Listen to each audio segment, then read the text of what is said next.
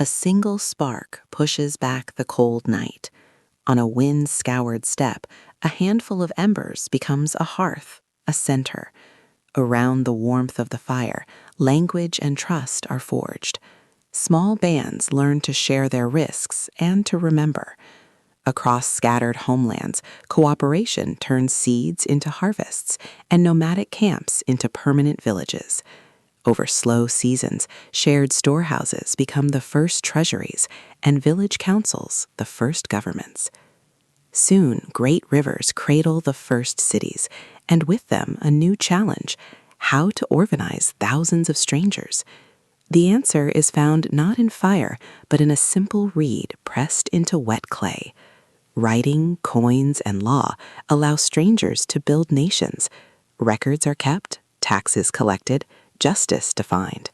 And alongside these codes of conduct, new belief emerge.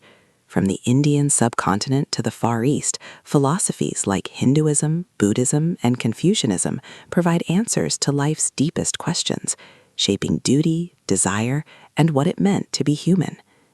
Knowledge, like goods, begins to travel. Caravans cross vast deserts, and ships brave monsoon swells, carrying more than just silk and spice. They carry ideas. Paper, printing, and gunpowder, innovations that would rewrite the future, move along these arteries of trade.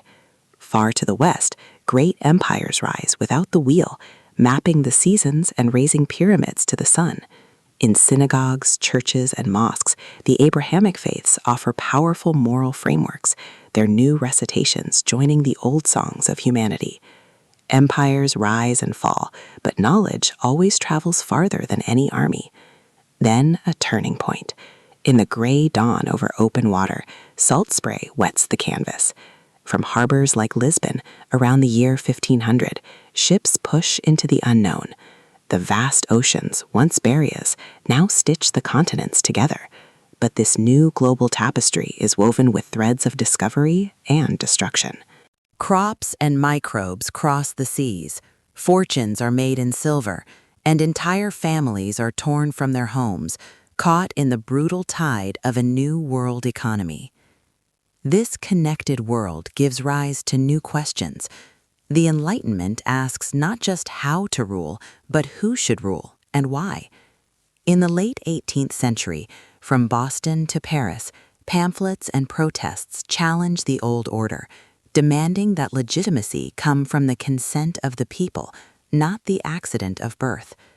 Soon, another revolution begins, one of coal and steam. Factories rise, time itself is measured by the metronome of the machine, and empires chase resources across a world of hardening borders. The 20th century is twice fractured by World War. A nuclear standoff casts a long shadow of fear, while the fall of empires redraw the map, creating new nations and new conflicts. In the background, a quieter connection deepens. Globalization accelerates as undersea cables, massive cargo ships, and lines of code bind our lives together in an intricate and often fragile network. This matters now more than ever. The very device in your hand, the path your money travels, they follow the ghosts of ancient trade routes. Our modern world, with its promise of artificial intelligence and genetic engineering, is built upon a foundation of ancient scripts, coins, and codes. And as we face global challenges like pandemics and climate change, we are forced to ask the same fundamental questions our ancestors did. What do we owe each other?